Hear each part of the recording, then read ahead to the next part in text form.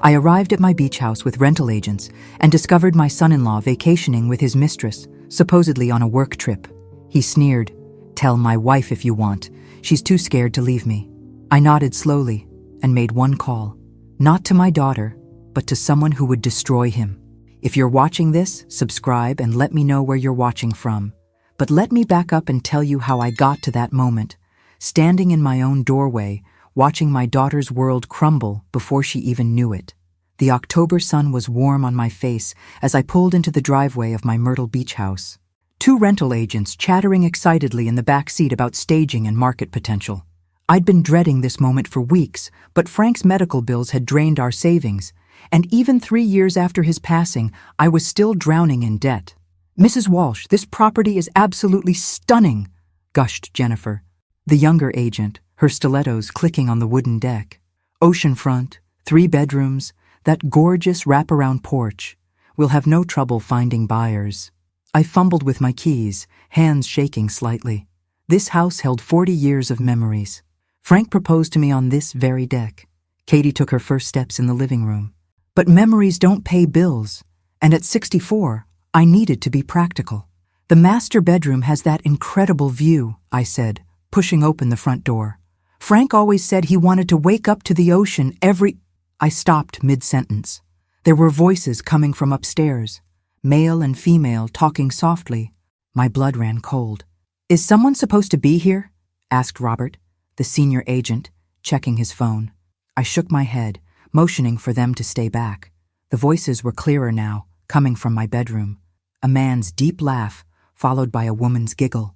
My heart hammered against my ribs as I crept up the stairs, the old floorboards betraying my presence with soft creaks. The bedroom door was slightly ajar. Through the gap, I could see movement on my bed. My grandmother's quilt tangled around 2 figures. The man's back was turned to me, but I knew those broad shoulders, that perfectly styled dark hair. Michael Crawford, my son-in-law. The woman beneath him definitely wasn't my daughter Katie. This woman was blonde, younger, with perfectly manicured nails that were currently running through Michael's hair. "When do you have to be back?" the woman asked, her voice breathy.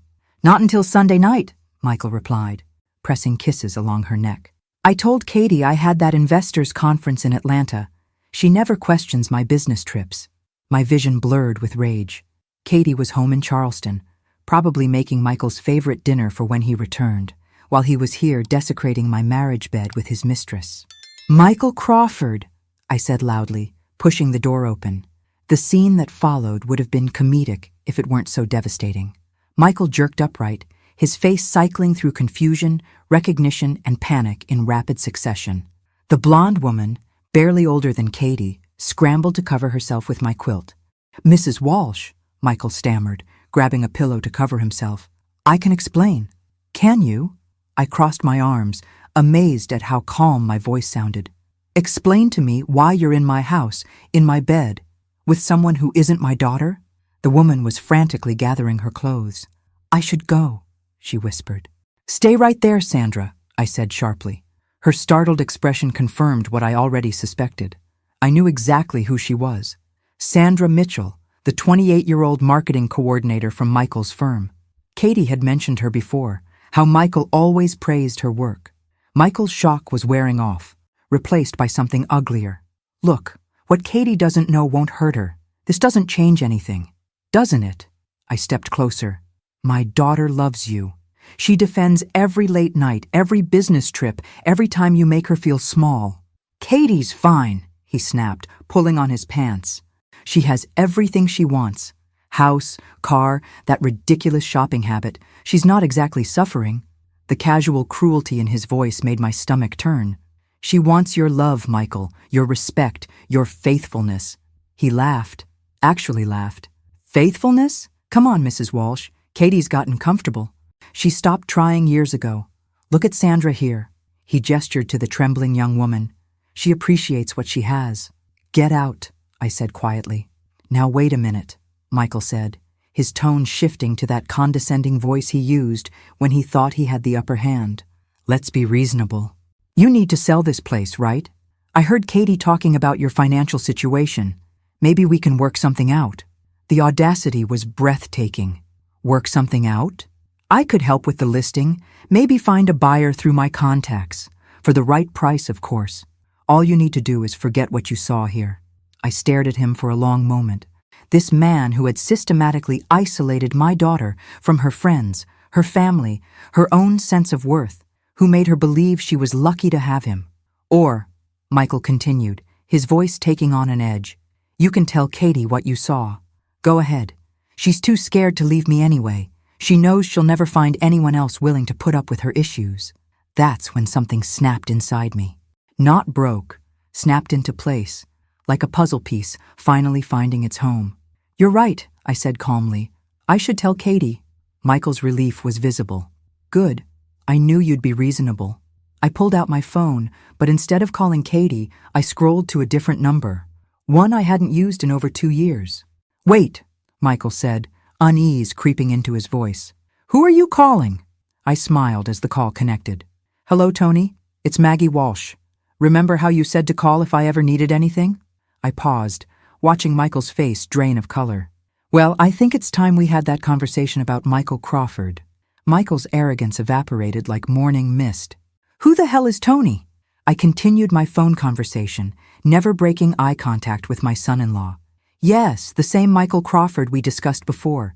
It seems my suspicions were correct. I paused, listening. Wonderful. I'll send you the photos in an hour. Photos? Sandra squeaked from behind the bed. I held up my phone, showing them the pictures I'd snapped while they were too distracted to notice. Amazing what these smartphones can capture these days. Michael lunged toward me, but I stepped back into the hallway. I wouldn't if I were you. Tony doesn't like it when people threaten his friends. You're bluffing, Michael said, but his voice shook. You don't know anyone named Tony. The truth was, I knew Detective Tony Russo quite well. He'd been Frank's partner on the Charleston police force for 15 years before Frank retired to become a private investigator. Tony had stayed in touch after Frank's death, checking on me occasionally, offering help whenever I needed it. What Michael didn't know was that Tony had been investigating financial irregularities at Prestige Investments, Michael's firm, for the past 6 months.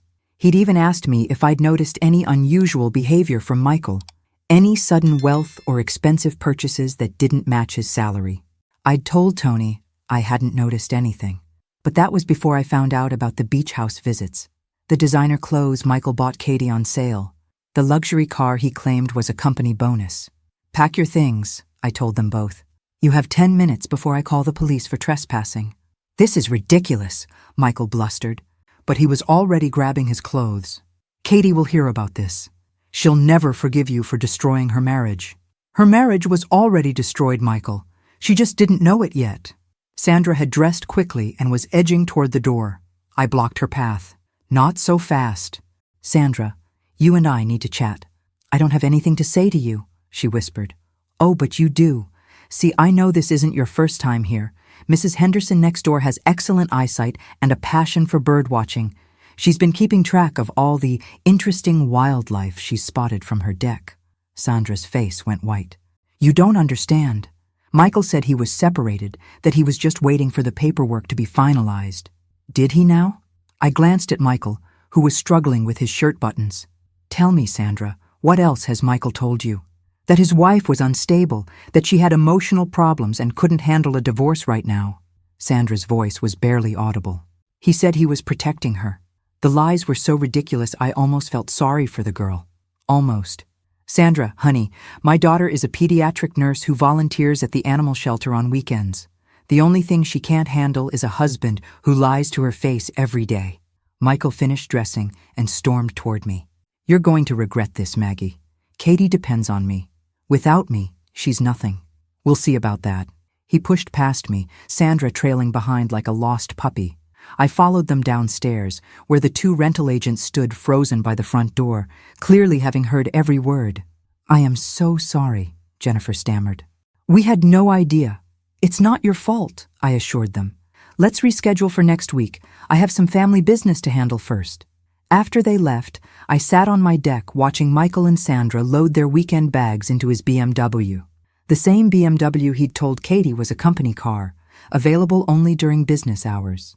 My phone buzzed with a text from Tony. Got your message. Very interesting timing. Can you meet tomorrow? We have a lot to discuss. I typed back, absolutely. And Tony? I think I have more evidence than we originally thought. As Michael's car disappeared down the coastal highway, I felt something I hadn't experienced in years. Purpose. For too long, I'd watched my daughter shrink under Michael's manipulations, had seen her light dim a little more each year. Katie used to be fearless. She'd backpacked through Europe alone, stood up to bullies in school, defended stray animals with the fierce protectiveness of a mother bear. Somewhere along the way, Michael had convinced her that her strengths were weaknesses, that her independence was selfishness. But I remembered the real Katie, and tomorrow I was going to start fighting to get her back. I pulled out my phone and scrolled to Katie's number, then hesitated. She deserved to know the truth, but she also deserved to have all the facts. If Tony's investigation had uncovered what I suspected, Michael's betrayal went far deeper than just adultery. Instead, I called my neighbor, Mrs. Henderson. Dorothy? It's Maggie. I wonder if you might have some time to chat about those bird-watching notes you've been keeping? The conversation that followed confirmed what I already knew. Michael and Sandra had been using my beach house as their private retreat for almost 6 months. Every business trip, every client dinner, every late night at the office. My daughter wasn't just married to a cheater. She was married to a man who was stealing from his own company, using her mother's house as a love nest, and systematically destroying her self-worth. But unlike Michael, I didn't underestimate my daughter. Katie was stronger than he knew. She just needed to remember that strength, and I was going to make sure she did. The next morning, I met Tony Russo at a small cafe near the Charleston courthouse. At 58, Tony still looked like the cop he'd been for 30 years. Alert gray eyes, weathered hands, and an easy smile that made people want to confess their secrets. Maggie, he stood to hug me. You look good. How are you holding up? Better now, I said, settling into the booth across from him. Tell me about this investigation. Tony glanced around the cafe, then leaned forward. Prestige Investments has been under surveillance for 8 months. We have evidence of a sophisticated embezzlement scheme involving multiple employees. My coffee cup trembled in my hands. And Michael? He's not just involved. Maggie, we think he's running it. The words hit me like a physical blow. Running it? The scheme works by creating false client accounts, making legitimate investments, then skimming the profits before they're reported. The clients never know because their statements show the expected returns. I thought about Katie's new car, their renovated kitchen, the expensive clothes Michael bought her. How much money are we talking about? Close to $2 million over 3 years. My stomach dropped. $2 million? The beauty of the scheme is that it looks legitimate on the surface. Michael has been very careful, but he got greedy. Started living too lavishly. New car, expensive vacations, that renovation on their house. Katie thinks he got promoted, I whispered. He did get promoted, but his salary doesn't come close to covering their lifestyle. Tony pulled out a manila folder. These are financial records we've been able to trace. Credit card statements, bank transfers, property purchases. I flipped through the documents, recognizing locations and dates. The weekend in Napa, $8,000. Katie's diamond necklace, $15,000. The company bonus that paid for their kitchen renovation, $45,000. All of it stolen. Tony, Katie doesn't know any of this. We figured as much.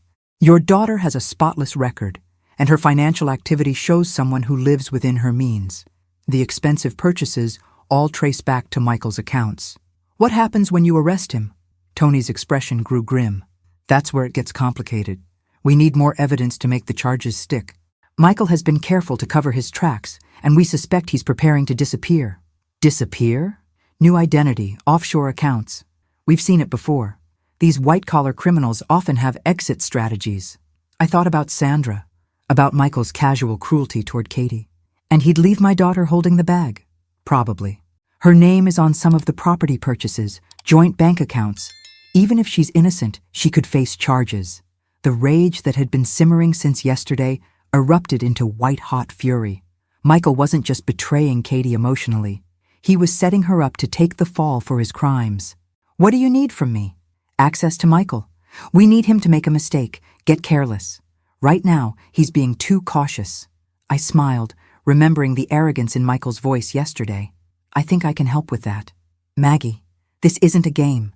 If Michael suspects you're working with us, he won't. Trust me, Tony, I know exactly which buttons to push. That afternoon, I drove to Katie's house, my heart breaking as I pulled into their perfectly manicured driveway. The house looked like a magazine cover, all clean lines and expensive landscaping that screamed success, success built on lies and stolen money. Katie answered the door in scrubs, her blonde hair pulled back in a messy bun. She looked tired, older than her 32 years. "Mom, what a surprise. Come in, come in." She hugged me, and I caught a whiff of that familiar scent, the lavender lotion she'd used since college. "I was in the neighborhood," I lied smoothly. "Thought I'd stop by and see how you're doing." "I'm good. Tired. Work has been crazy, and Michael's been traveling so much lately." She led me into their living room, gesturing to the new furniture. "Do you like the sofa? Michael surprised me with it last week. The sofa probably cost more than Katie made in 2 months." "It's beautiful, honey. Business must be going well." "Oh yes, incredibly well. Michael keeps getting these amazing bonuses. Sometimes I feel like I'm married to a stranger, this successful, important businessman." Katie's laugh had a hollow quality. "Remember when we used to worry about rent money?" I remembered. I also remembered the vibrant, confident woman who used to laugh without reservation. "Katie, can I ask you something?" "Of course. Do you ever miss your old life, before all this success?" Katie's smile faltered. "What do you mean?" "You used to paint. You had that studio apartment with terrible lighting. But you'd stay up until 3 a.m. working on canvases. That was a long time ago, Mom. You were happy. I'm happy now." But she wouldn't meet my eyes. "Are you?" The question hung in the air between us. For a moment, I saw a flicker of the old Katie, the one who never backed down from difficult conversations. "Michael says artistic pursuits are selfish when you're building a life together," she said finally. "He's right. I need to focus on our future." "What about your future, Katie? What do you want?" "I want what we have. Security, stability, a nice home." Her voice sounded rehearsed, like she'd practiced these words in the mirror. "And what does Michael want?" Katie's expression shifted, became guarded. "Why are you asking me this?" "Because I love you, and I see how you've changed." "People change, Mom. They grow up. They realize that dreaming about being an artist doesn't pay the bills. Since when do you care about money?" "Since I realized how hard life can be without it." Katie stood up abruptly. "Would you like some coffee? I just made a fresh pot." I followed her into the kitchen, noting the high-end appliances, the granite countertops, the wine fridge that probably cost more than my car. "Katie, if something happened, if everything fell apart, would you be okay?" She froze, coffee pot in hand. "What do you mean?" "I mean, are you prepared to take care of yourself? Do you have your own savings, your own plans?" "Mom, you're scaring me. Is something wrong? Are you sick?" "I'm fine, sweetheart. I just worry about you depending on someone else so completely." Katie set down the coffee pot and turned to face me. "Michael takes care of me. He makes sure I have everything I need. But what do you need, Katie? Really need?" For a moment, her carefully constructed composure cracked. I saw confusion, fear, and something else, a deep, aching loneliness. "I need to not worry about money," she whispered.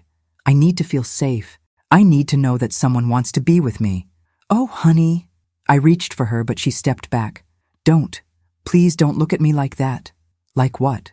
"Like you pity me." "I don't pity you. I'm proud of you. You're smart, talented, compassionate. You could do anything. Be anything." "I am something. I'm Michael's wife." The words felt like a slap. This confident, independent woman had been reduced to an appendage, a reflection of someone else's success. My phone buzzed with a text from Tony. "We may have to move faster than expected. Can you meet tonight?" I looked at my daughter, so fragile despite all the expensive trappings surrounding her. Whatever was coming, it was going to destroy the life she thought she had. But maybe, if I was careful, it could also give her back the life she'd lost. That evening, I met Tony at the police station. The fluorescent lights cast harsh shadows across his face as he spread files across his desk. "We intercepted communications between Michael and an offshore banking contact," he said without preamble. "He's planning to transfer the remaining funds and disappear within the next 2 weeks." 2 weeks? My heart raced. "What about Katie?" "That's what we need to discuss. Michael has been setting up your daughter as the fall guy for months. Joint accounts, forged signatures, property purchases in her name. Tony showed me documents that made my blood run cold. Katie's signature on investment papers she'd never seen. Her name on bank accounts she didn't know existed. Credit cards opened in her name to fund Michael's lifestyle. She could go to prison, I whispered. Not if we build a case showing she was manipulated. But we need evidence of coercion, proof that Michael deliberately deceived her. I can get that evidence.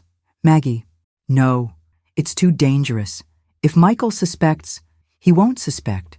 You said it yourself. He's arrogant. He thinks he's smarter than everyone else. Tony leaned back in his chair. What are you thinking? Michael believes Katie is completely under his control. He's also convinced that I'm a harmless old woman who can be bought or intimidated.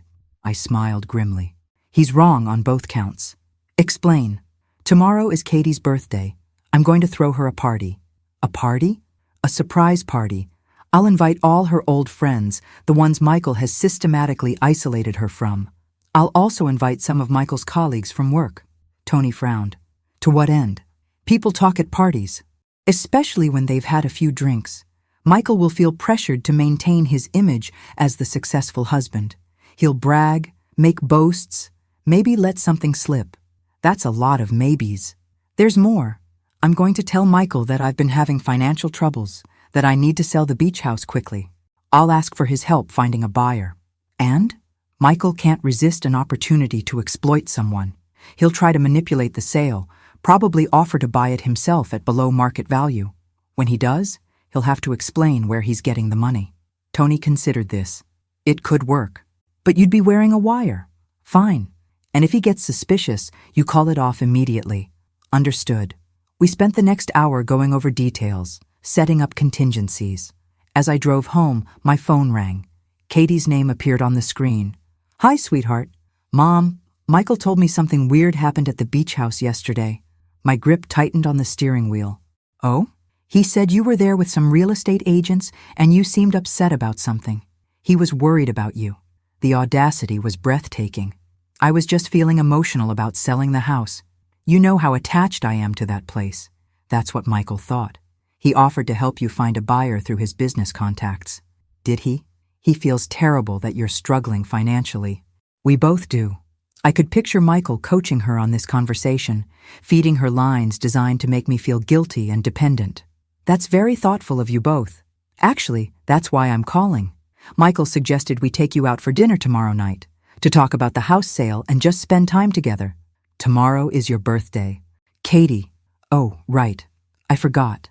The fact that she'd forgotten her own birthday told me everything I needed to know about her mental state. Well, then we should definitely celebrate. Why don't you both come to my house instead? I'll cook. Are you sure? Michael has been so busy lately. I insist. It's been too long since we had a proper family dinner.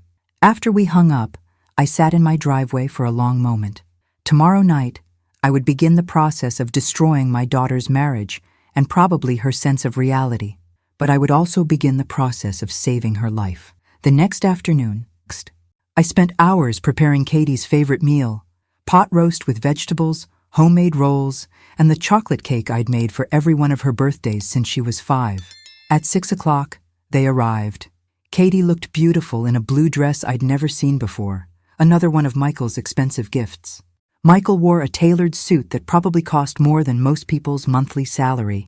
Mom, this smells incredible, Katie said, hugging me. You didn't have to go to all this trouble. It's no trouble, it's your birthday.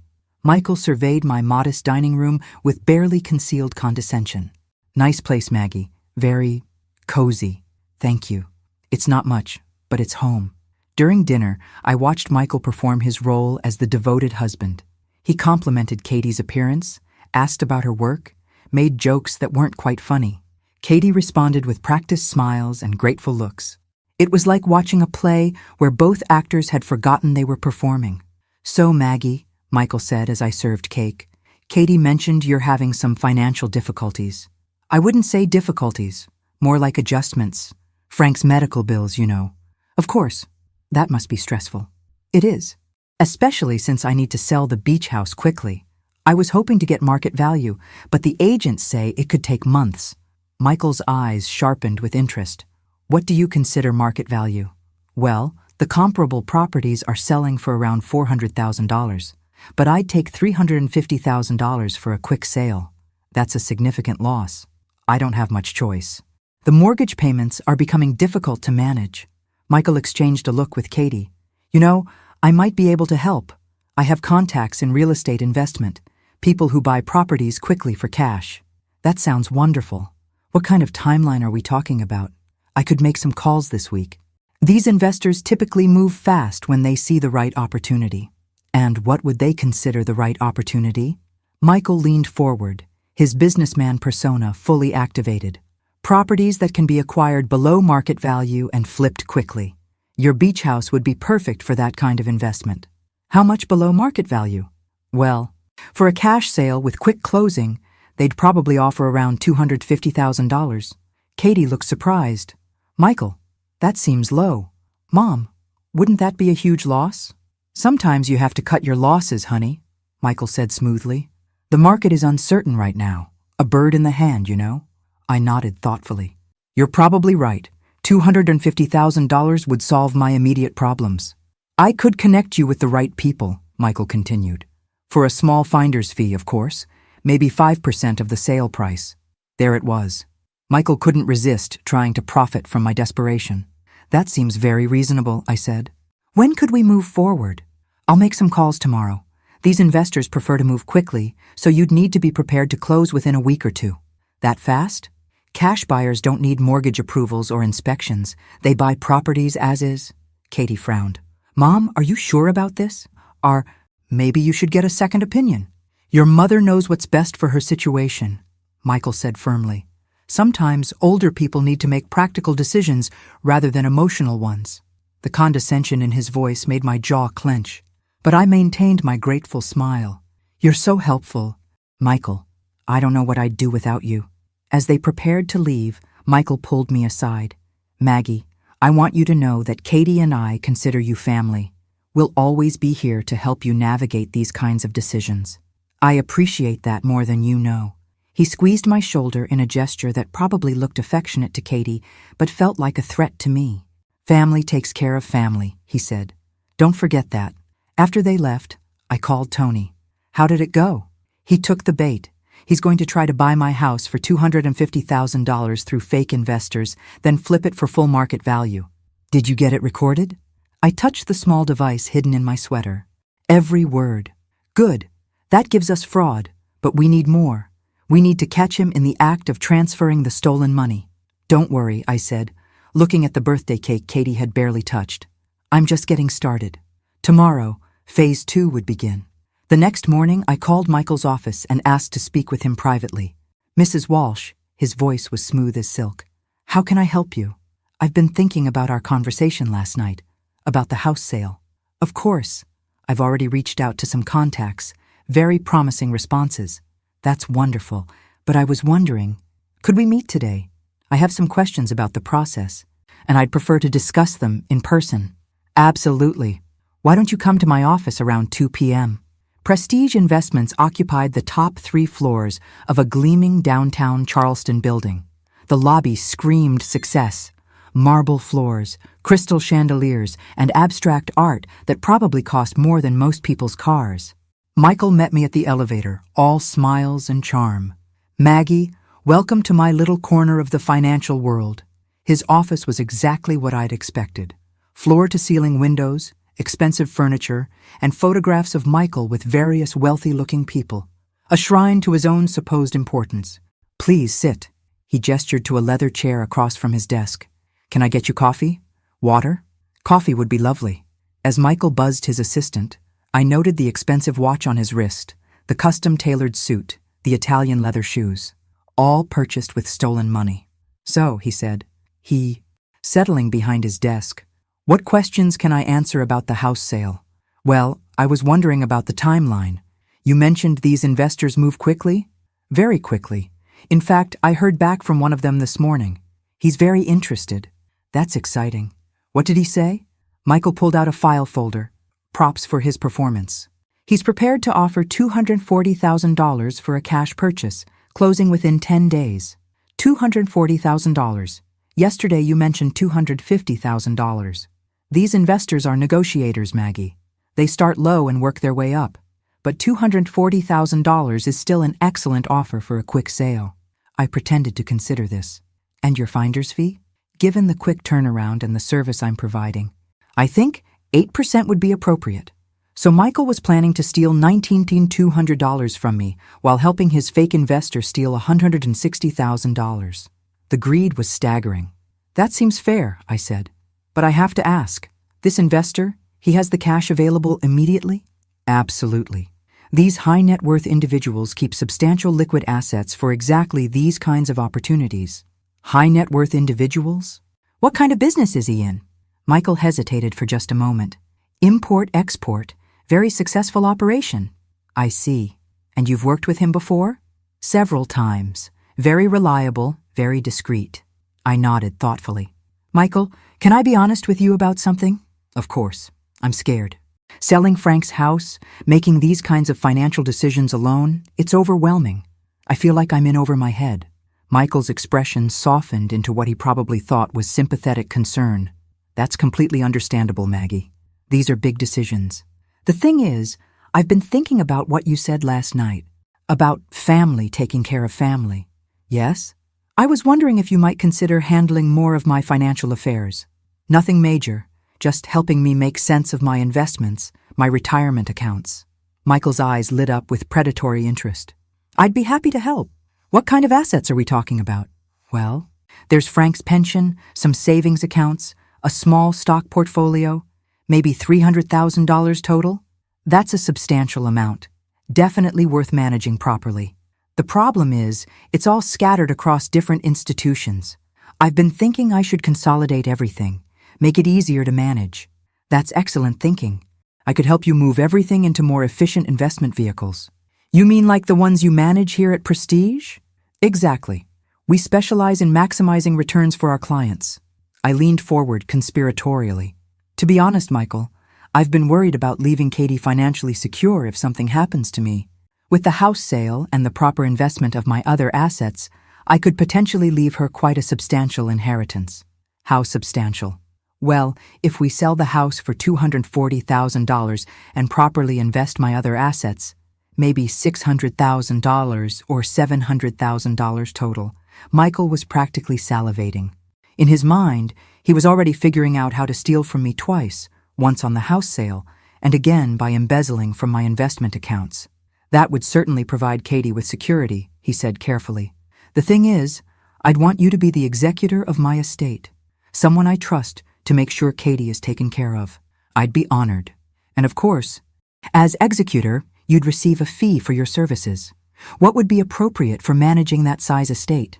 Well, executor fees are typically 2 to 3% of the total estate value. So Michael was now planning to steal money from my inheritance too. The man had no limits. That seems very reasonable. Should we start the paperwork? Absolutely. I can have my assistant draw up some preliminary documents this afternoon. I stood up to leave, then paused, as if remembering something. Oh, Michael? There is one other thing. Yes? I've been having some issues with my current financial advisor. He keeps asking uncomfortable questions about my spending patterns, wanting to verify purchases I've made. It's quite intrusive. Michael's demeanor shifted slightly. What kind of questions? Oh, about the home improvements I've made, some of the gifts I've given to family members. He seems to think I'm spending more than my income supports. Some advisors are overly cautious. He even suggested I might need to provide receipts for major purchases to verify their legitimate expenses. Michael went very still. Receipts? Can you imagine? As if I need to justify how I spend my own money. That does seem excessive. I told him I don't keep receipts for family gifts. When I give Katie money for things she needs, it's between family members. None of his business. Absolutely. Family financial arrangements are private matters. I gathered my purse and stood. Well, I should let you get back to work. When can we move forward with the house sale? I'll contact the investor today. We could probably have contracts drawn up by tomorrow. Wonderful. And Michael? Thank you for being so helpful. Katie is lucky to have such a caring husband. Katie is my priority. Maggie, everything I do is for her. As I rode the elevator down, I reflected on the layers of Michael's deception. He wasn't just stealing money. He was positioning himself to steal from me, my daughter, and eventually my estate. But what he didn't know was that Detective Tony Russo was listening to every word through the wire I was wearing. And by tomorrow, we'd have enough evidence to put Michael away for a very long time. The only question remaining was how to protect Katie when Michael's world came crashing down. And I was pretty sure I had a plan for that too. That evening, I drove to Katie's house unannounced. I found her in the garden, pulling weeds with an intensity that suggested she was working through some serious emotions. "Mom?" She sat back on her heels, surprised. "What are you doing here?" "I wanted to talk to you, away from Michael." Katie's expression became guarded. "Why away from Michael?" "Because I think you and I need to have an honest conversation. One we probably should have had months ago." She pulled off her gardening gloves and stood, brushing dirt from her knees. "Come inside. I'll make tea." In the kitchen, I watched my daughter move with mechanical precision, filling the kettle, arranging cups, retrieving sugar and cream. Everything perfect, everything controlled. "Katie, when was the last time you painted?" "Mom, we've been through this. Humor me. When?" She paused, teacup halfway to her lips. "I don't know. Maybe 2 years ago? What happened to all your supplies? Your easel, your paints? They're in the garage. Michael needed the spare room for his home office. And you were okay with that?" "Of course. His work is more important than my hobby." "Since when is your art a hobby?" Katie set down her cup with more force than necessary. "Since I realized that being a dreamy artist doesn't pay the bills or provide security. You make good money as a nurse. I make decent money. Michael makes real money. And that's more important than your happiness? My happiness depends on feeling secure. Mom, on knowing I'm taken care of." I studied my daughter's face, noting the tight lines around her eyes, the way she held her shoulders as if bracing for impact. "Katie, do you remember what you used to say about money when you were in college?" "That was different. I was young and naive. You used to say that money was just a tool, that the goal was to have enough to do what you loved, not to accumulate wealth for its own sake. People change their priorities, or people get convinced to change their priorities." Katie's jaw tightened. "If you're implying that Michael somehow brainwashed me, I'm saying that the Katie I raised wouldn't sacrifice her dreams for anyone. I didn't sacrifice anything. I made mature choices. Did you? Or did someone make you believe that your dreams were selfish and impractical?" We sat in silence for a moment. Outside, I could hear Michael's car pulling into the driveway. "Katie, I need to ask you something, and I need you to be completely honest with me. Okay? Are you happy? Really, truly happy?" Katie's composure cracked slightly. "What kind of question is that? The kind that requires an honest answer. I'm content. I have a good life. That's not what I asked." Michael's key turned in the front door. "I asked if you're happy." "Happiness is overrated," Katie said quickly. "Security matters more." Michael appeared in the kitchen doorway, his smile faltering when he saw me. "Maggie, another surprise visit." "I was just leaving," I said, standing. "Katie and I were catching up." "How nice. I hope you weren't discussing anything too serious." "Just family things," Katie said, avoiding my eyes. Michael moved to stand behind Katie's chair, his hands resting on her shoulders in what looked like an affectionate gesture, but felt more like a claim of ownership. "Family is everything," he said, his grip tightening slightly. "Isn't that right, Katie?" "Of course." I gathered my purse and kissed Katie's cheek. "Think about what we discussed, sweetheart." "I will." As I drove home, I thought about the way Katie had flinched when Michael touched her shoulders, the relief in her voice when I said I was leaving. My daughter was living in a beautiful prison, and she'd been convinced that the bars were for her protection. Tomorrow those bars would come crashing down. The question was whether Katie would see it as liberation or destruction. My phone rang as I pulled into my driveway. Tony's name appeared on the screen. "How did the office meeting go?" "Perfectly. He's planning to defraud me in at least 3 different ways. And tonight? Katie is more fragile than I thought. When this comes out, she's going to need serious support. We've arranged for a victim advocate to be present during the arrest, someone specifically trained in financial abuse cases." "Good. Tony, there's something else. I think Michael has been psychologically manipulating Katie for years, isolating her, undermining her confidence, making her financially dependent. That fits the profile. These white-collar criminals often use emotional manipulation to control their victims. She's going to blame herself when she finds out about the stolen money. The advocate will help with that. Maggie, are you ready for tomorrow? Tomorrow, Michael would bring me contracts for the house sale. He'd try to rush me through the signing, eager to set his final theft in motion. Instead, he'd find himself under arrest for embezzlement, fraud, and conspiracy. I'm ready, I said. The question is whether Katie will ever forgive me for destroying her world. You're not destroying her world. Maggie, you're saving her from a lie. As I hung up the phone, I looked at the photo on my mantel, Katie at her college graduation, paint-stained and radiant, holding up a canvas she'd completed the night before. She'd painted a sunrise over the ocean, all golden light and infinite possibility. Tomorrow, I was going to help my daughter find her way back to that light, even if she hated me for it. The next morning arrived with the kind of crisp October air that made everything feel possible. I dressed carefully in my best navy suit, the one Frank always said made me look distinguished, and positioned the recording device Tony had given me. At exactly 10 a.m., Michael knocked on my door, briefcase in hand, and that practiced smile plastered across his face. Maggie, you look wonderful this morning. Thank you, Michael. Come in, come in.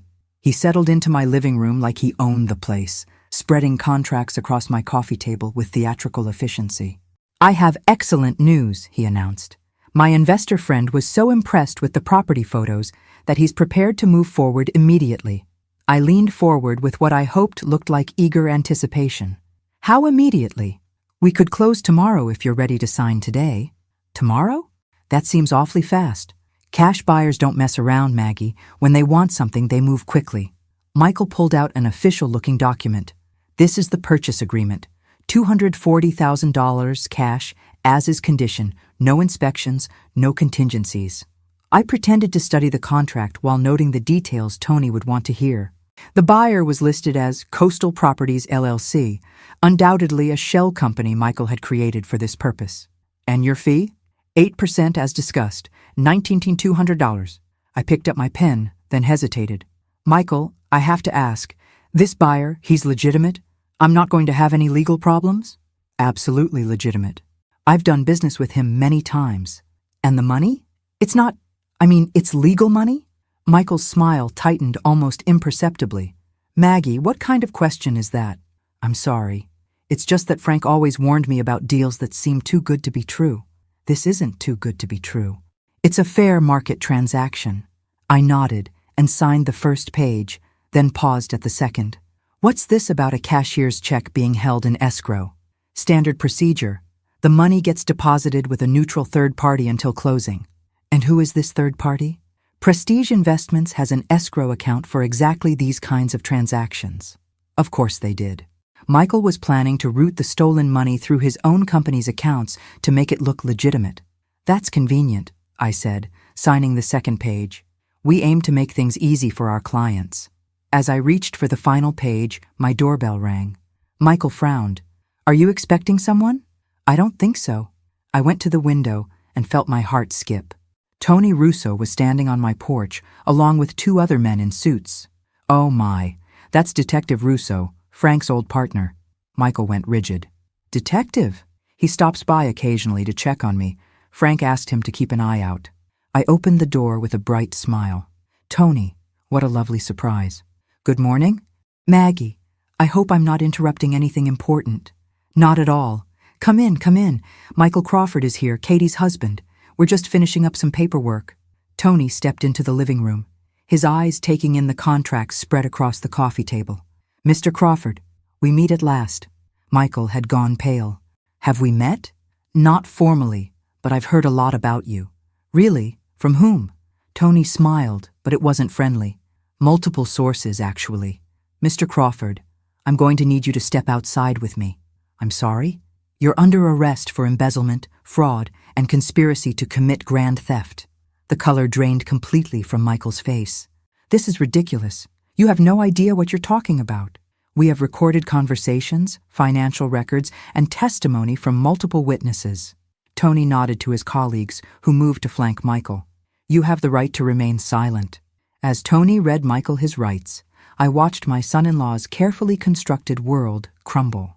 The arrogance melted away, replaced by panic and desperate calculation. "This is a mistake," Michael kept repeating. "I haven't done anything wrong." "Tell it to the judge," Tony said, cuffing him. "Mrs. Walsh, we'll need you to come to the station later to give a formal statement." "Of course." As they led Michael away, he turned back to me with a look of pure hatred. "You have no idea what you've done. Katie will never forgive you for this." "We'll see about that," I said calmly. After they left, I sat in my quiet living room, staring at the unsigned contracts. In a few hours, Katie would learn that her husband was a criminal and that her mother had been instrumental in his arrest. I picked up my phone and dialed her number. Katie answered on the second ring. "Mom, is everything okay?" "Sweetheart, I need you to come over, right away." "What's wrong? You sound strange." "I'll explain when you get here. Can you leave work?" Yes, I suppose." "Mom, you're scaring me." "I know. Just come, please." 20 minutes later, Katie rushed through my front door, still wearing her scrubs from the hospital. "What's the emergency? Are you hurt? Sick?" "Sit down, Katie." "Oh God, you are sick. What is it? Cancer? Your heart?" "I'm fine, physically. But we need to talk about Michael." Katie's expression shifted from worry to defensiveness. "What about Michael?" "He was arrested this morning." The words hung in the air like smoke. Katie stared at me as if I'd spoken in a foreign language. "Arrested? For what?" "Embezzlement. He's been stealing from his company for years." "That's impossible." Katie's voice was barely a whisper. "Michael would never. He's successful. He earns good money. The money he's been spending. The lifestyle you've been living. It was all stolen, Katie." "No." She stood up abruptly, pacing to the window. "No, that can't be right. There's been a mistake." I pulled out the documents Tony had shown me, bank records, financial statements, evidence of Michael's crimes. "It's all here, sweetheart. $2 million stolen over 3 years. Katie's knees buckled. I caught her arm and guided her back to the chair. $2 million? Her voice cracked. "But that means the house, the car, my jewelry, all purchased with stolen money." "Oh God!" Katie buried her face in her hands. "I'm going to prison." "No, you're not. The police know you were an unwitting victim." "Victim?" Katie's head snapped up. "I'm his wife. I live in that house. I drive that car. I wear the jewelry he bought me. How can I be a victim?" "Because you didn't know where the money came from." "But I should have known. I should have asked questions, demanded explanations." I knelt beside her chair. "Katie, Michael is a master manipulator. He spent years convincing you that you were lucky to have him, that you couldn't survive without him. Maybe I am lucky. Maybe I can't survive without him." The defeated tone in her voice broke my heart. "Sweetheart, you're one of the strongest people I know. You just forgot that about yourself. Strong people don't get fooled for years. Strong people don't live off stolen money without realizing it. Smart people get fooled by experts, Katie. And Michael is an expert." We sat in silence while Katie processed the magnitude of what had happened. Finally, she looked up at me with red-rimmed eyes. "How did you know? How did you find out?" That was the question I'd been dreading. "I caught him with another woman." "What?" "At the beach house, yesterday morning. He was there with his secretary, Sandra." Katie's remaining composure shattered completely. She doubled over as if she'd been punched, sobbing with the kind of raw pain that comes from the deepest betrayal. "How long?" she gasped between sobs. "I don't know. Several months at least. So while I was making his favorite dinners and ironing his shirts and believing every lie he told me about working late, he was sleeping with someone else." "Yes. In your house. In your bed." "Yes." Katie's sobs turned to rage. "That bastard, that lying, stealing, cheating bastard. There's more, Katie." She looked up, her face streaked with tears. "More? He was setting you up to take the blame for the thefts. Your name is on documents you never signed, bank accounts you didn't know existed. He was going to let me go to prison? He was going to disappear and leave you holding the bag." The rage in Katie's eyes intensified. "How do you know all this?" "Detective Russo, Dad's old partner, has been investigating Michael's company for months. When I told him what I saw at the beach house, we worked together to gather evidence." "You've been investigating my husband?" "I've been trying to protect you." Katie stood up again, this time with purpose rather than panic. "Where is he now?" "In jail, I assume. He'll probably make bail, but his assets are frozen. Good. I hope he rots in there. I was relieved to hear anger in her voice rather than despair. Anger meant she was fighting back. Katie, there's something else we need to discuss. The house, the car, your bank accounts, they're all going to be seized as evidence. I figured. Where am I supposed to live? Here. With me. For as long as you need. Katie laughed, but it wasn't a happy sound. So, I'm back where I started, 32 years old and moving in with my mother. You're starting over, sweetheart. There's a difference. Is there? Because right now it feels like my entire adult life has been a lie. Not all of it. Your work at the hospital, your friends, your art, those were real. My art. Katie wiped her eyes. Michael convinced me it was a waste of time. Michael convinced you of a lot of things that weren't true. For the first time since I'd broken the news, Katie looked thoughtful rather than devastated. Mom, can I ask you something? Anything. Why didn't you just tell me about the affair? Why go through all this elaborate investigation? Because if I'd told you about Sandra, you would have blamed yourself. You would have tried to fix the marriage, gone to counseling, worked harder to be the wife Michael wanted. You're probably right. But this way, you know the truth. Michael isn't just unfaithful. He's a criminal who was willing to destroy your life to save his own. Katie nodded slowly. So there's nothing to fix, nothing to save, nothing worth saving. She took a deep breath, squaring her shoulders in a gesture that reminded me of the fearless young woman she used to be. Okay, what do we do now? 3 days later, I found Katie in my garage, surrounded by dusty canvases and art supplies she'd retrieved from her house before the FBI sealed it as evidence. Finding anything interesting? I asked, setting down a cup of coffee beside her. I forgot I painted this, she said, holding up a small canvas. It was a portrait of Michael, painted early in their marriage when she still saw him through rose-colored glasses. What are you going to do with it? Katie considered for a moment, then picked up a tube of black paint. Something therapeutic. I watched as she squeezed paint directly onto Michael's painted face, then used a palette knife to smear it across the canvas until his features were completely obliterated. Better? Much. She wiped her hands on an old towel. I've been thinking about what you said, about starting over. And? I want to file for divorce immediately. I want my maiden name back. And I want to testify against Michael in court. Are you sure about the testimony? It'll be difficult. Mom, he stole $2 million and was going to let me take the blame. I want everyone to know exactly what kind of man he is. The steel in her voice reminded me why I'd fallen in love with this daughter of mine in the first place. There's something else, Katie continued. I've been looking at apartments, but everything decent requires first month, last month, and security deposit. I don't have that kind of money. What about your savings? Frozen along with everything else. The FBI says it could take months to sort out which money is legitimately mine and which came from the thefts. You can stay here as long as you need. I appreciate that. But I need my independence back. I've been dependent on someone else for too long. I understood that feeling completely.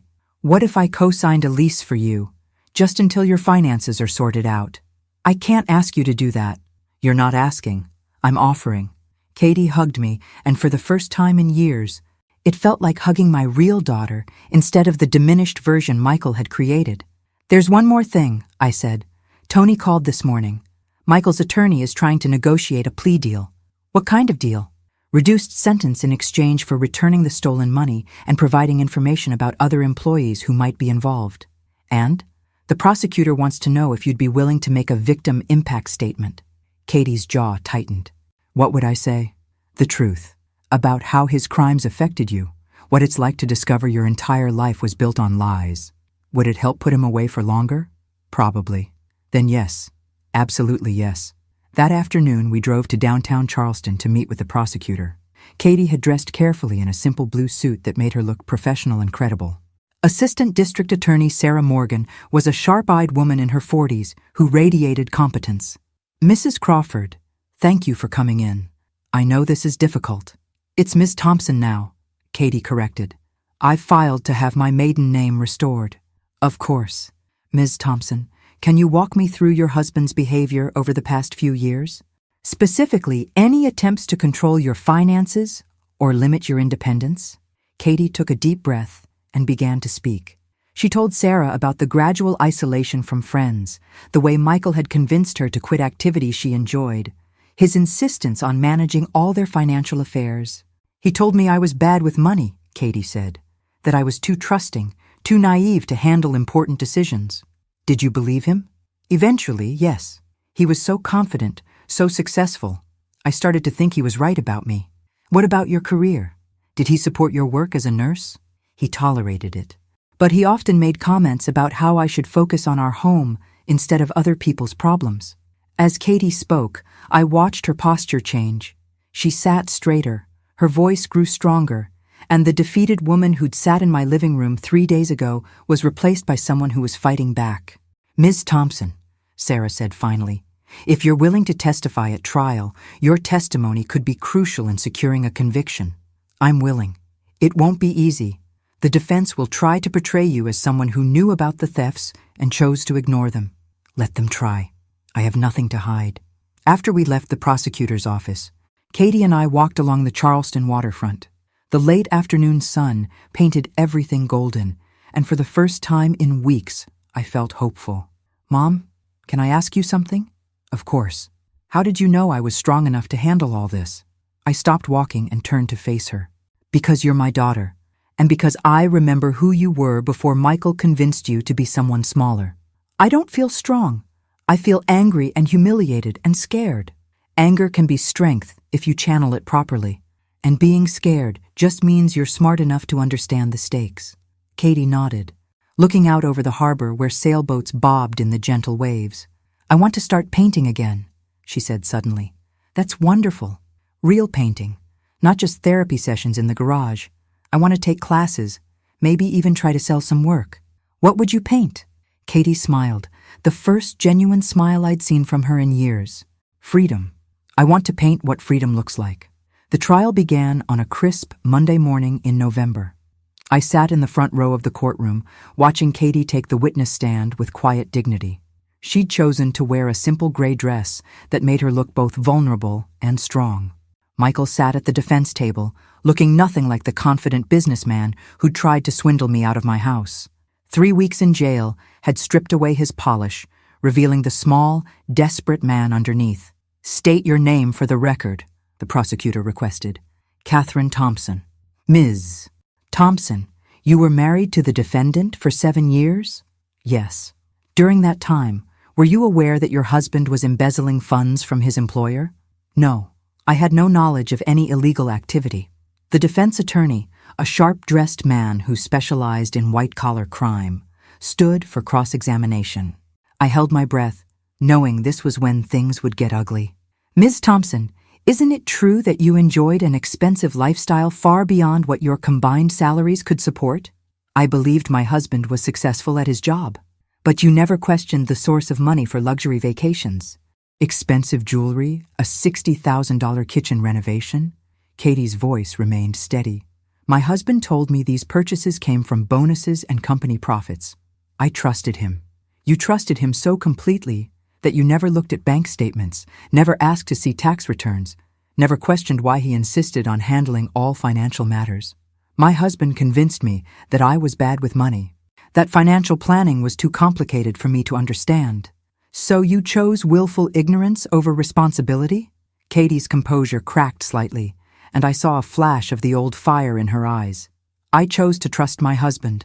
That's not the same thing as willful ignorance.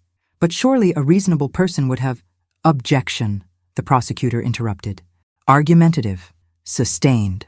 The defense attorney tried several more angles, but Katie held firm. Yes, she'd enjoyed the lifestyle Michael provided. No, she hadn't questioned his explanations. But most importantly, she'd had no knowledge of the criminal activity funding their life. When Katie stepped down from the witness stand, I wanted to applaud. She'd been everything I knew she could be. Honest, strong, and unashamed of having trusted someone she loved. But the real drama came when Michael's business partner, James Morrison, took the stand. Mr. Morrison, the prosecutor began, how long have you known the defendant? 12 years.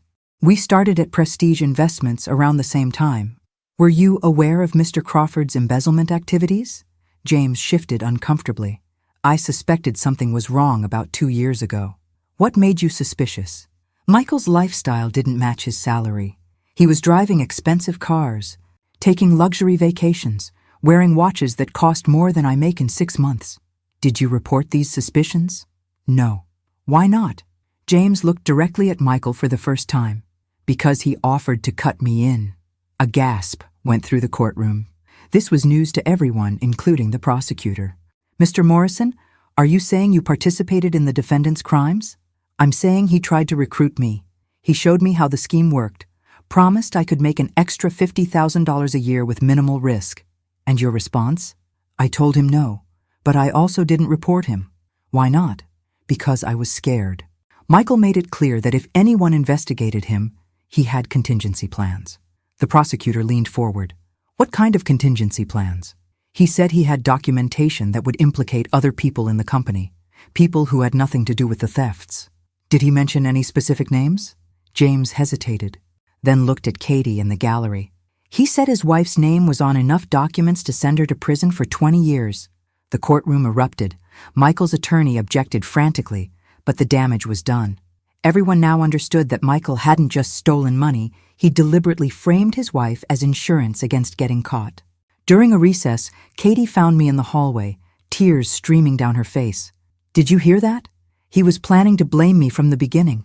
It wasn't just about leaving me when he got caught. He was actively setting me up. I heard. How could I have been so blind? How could I have married someone so evil?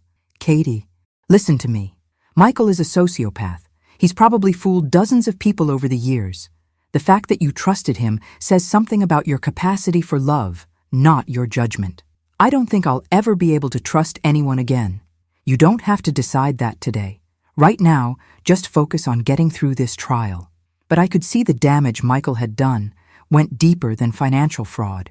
He'd stolen Katie's ability to trust herself, her confidence in her own judgment. That night, as we sat in my living room reviewing the day's testimony, Katie made an announcement that surprised me. I've decided to write a book. A book? About financial abuse in marriages.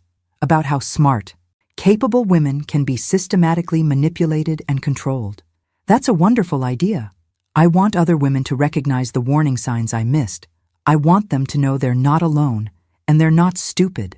Looking at my daughter, really looking at her, I realized that Michael's greatest crime wasn't stealing money. It was convincing a brilliant, talented, compassionate woman that she was weak and worthless. But he'd failed. Katie was still brilliant, still talented, still compassionate, and now she was angry enough to fight back. The predator had awakened the warrior, and I couldn't wait to see what she did next. The jury deliberated for only 6 hours before returning with their verdict, guilty on all counts. Michael Crawford was sentenced to 12 years in federal prison and ordered to pay $2.3 million in restitution. As the bailiff led him away in handcuffs, Michael looked back at Katie one last time. But instead of the broken woman he'd tried to create, he saw someone who was staring back at him with cold, satisfied justice. How does it feel? I asked Katie as we left the courthouse. Like I can breathe again for the first time in years. 6 months later, I stood in the back of a small art gallery in downtown Charleston, watching my daughter hold court at her first solo exhibition. The paintings were extraordinary, bold, vibrant canvases that captured both pain and liberation with stunning clarity. The centerpiece was a large painting titled Breaking Free, a woman emerging from dark, tangled chains into brilliant sunlight. It had sold within minutes of the opening. "Mom, come meet someone," Katie called, approaching with a distinguished-looking man in his 50s. "This is Dr. Marcus Webb. He's been following my story and wants to discuss something with me." Dr. Webb shook my hand warmly. "Ms. Walsh, your daughter is remarkable. Her insights into financial abuse could help thousands of women." "What kind of help?" I asked. "I run a nonprofit that provides legal and financial counseling to abuse victims. Katie has agreed to join our board and help develop educational programs." I looked at my daughter, radiant in a way I hadn't seen since her college days. "That sounds perfect." "It does, doesn't it?" Katie smiled. I finally found my purpose. After the opening, Katie and I walked along the waterfront where we'd talked about freedom months earlier. "I have something to tell you," Katie said. "I got a call from a publisher today. They want me to write that book I mentioned." "That's wonderful news." It's more than wonderful. It's validation that my experience matters, that my voice has value. We stopped at the same bench where Frank had proposed to me 40 years earlier. The water sparkled in the moonlight, and everything felt full of possibility. Katie, I need to ask you something. Do you forgive me for the way I handled everything? For investigating Michael? For not telling you about the affair immediately? Katie took my hand. Mom, you saved my life. If you hadn't done what you did, I'd probably be in prison right now, while Michael lived it up in some non-extradition country. I was so afraid you'd hate me for destroying your marriage. You didn't destroy my marriage. Michael did that the day he decided to betray everything we promised each other. And now I'm free. Free to be who I really am, not who someone else wants me to be. As we sat there in comfortable silence, I thought about the last year. I'd started it as a widow struggling with debt, watching my daughter disappear into someone else's idea of who she should be. I was ending it with my house paid off. The FBI had recovered my $240,000 from Michael's accounts. My daughter restored to her true self, and a criminal in prison where he belonged. But the real victory wasn't the money or even the justice. It was watching Katie paint again, laugh again, dream again. It was seeing her remember that she was strong enough to face anything life threw at her. You know what the best part is? Katie said suddenly. What? Michael thought he was so smart, so superior. He thought he could manipulate everyone around him forever. And instead, he was outsmarted by two women he considered weak and insignificant. I laughed. I wonder if he's figured that out yet. Oh, I'm sure he has. 12 years in prison gives a person a lot of time to think about their mistakes. As we walked back toward the car, Katie stopped suddenly. Mom, I just realized something. What? I'm happy. Actually, genuinely happy. I'd forgotten what that felt like. Good. You deserve happiness, sweetheart. So do you. When was the last time you went on a date? I laughed. Katie Thompson, are you trying to set up your 64-year-old mother? Maybe. There's this doctor at the hospital, a widower about your age. Very nice. Loves art. Has a great sense of humor. We'll see. That's not a no. That's not a no. As we drove home, I reflected on the journey that had brought us here. Sometimes protecting the people you love means making difficult choices. Sometimes it means letting them hate you temporarily so they can love themselves permanently. Michael Crawford had tried to steal more than money. He'd tried to steal my daughter's identity, her confidence, her future. But he'd underestimated the strength that runs in Thompson women. We bend, but we don't break. And when we fight back, we fight to win. Thanks for listening. Don't forget to subscribe and feel free to share your story in the comments. Your voice matters.